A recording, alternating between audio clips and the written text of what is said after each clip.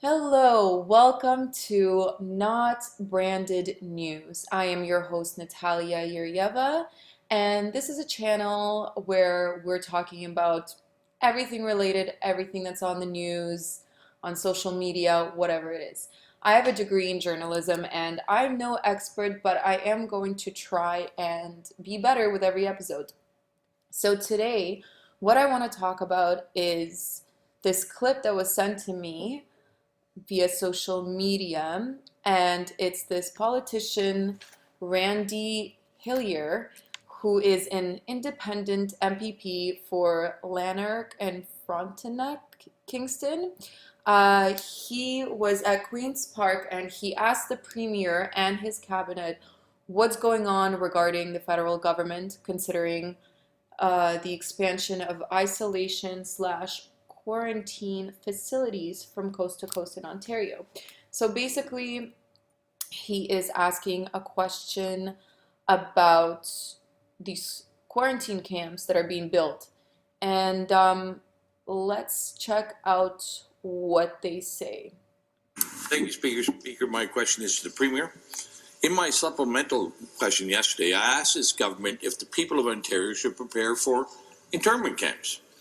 In September, the federal government posted a call for expressions of interest for contractors to supply, provide, and manage quarantine isolation camps throughout every province and every territory in Canada.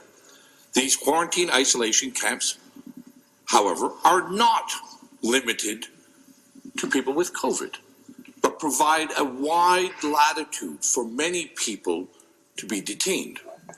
Surely this government is aware of the intentions to build these isolation camps from coast to coast. And my question to the Premier is, how many of these camps will be built, and how many people does this government expect to detain? Question. Government House Leader. Thank you, Mr. Speaker.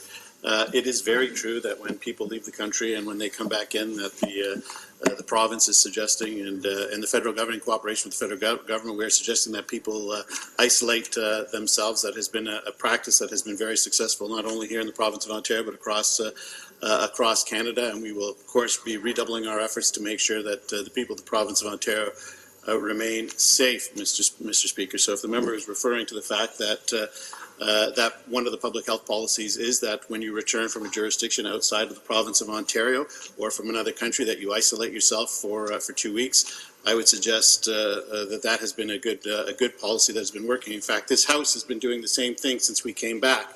We are working in cohorts to make sure that the Legislative Assembly can continue to operate. That's why we have two separate cohorts, Mr. Speaker. Response. The cooperation of the official opposition. That is why all members of the Independents have been excluded from that cohort, because we want them to be able to participate in debate. So we'll continue to do everything in our power to make sure that this House continues, but that the people of the province of Ontario and Canada are kept safe. Supplementary question. Again, back to the Premier.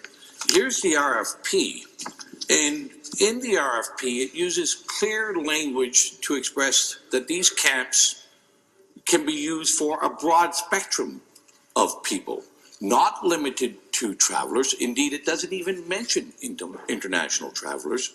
It's just a broad latitude of people. And I'll send over the copy of the RFP after. So your government must be in negotiations and aware of these plans to potentially detain and isolate citizens and residents of our country, in our province. So, Speaker, to the Premier, where will these camps be built? How many people will be detained? And for what reasons? For what reasons can people be kept in these isolation camps? And I'd like to have the Premier assure the people of Ontario. Member, take a seat.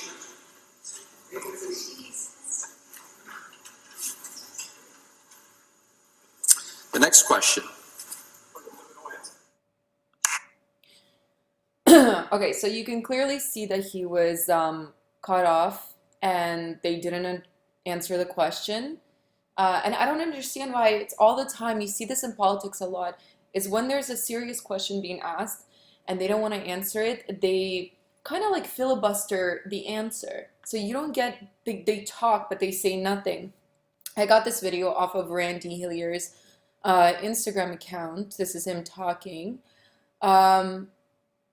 It's really interesting. This is happening in Ontario, and we see what's going on. We see that these questions are not answered, and we deserve an answer.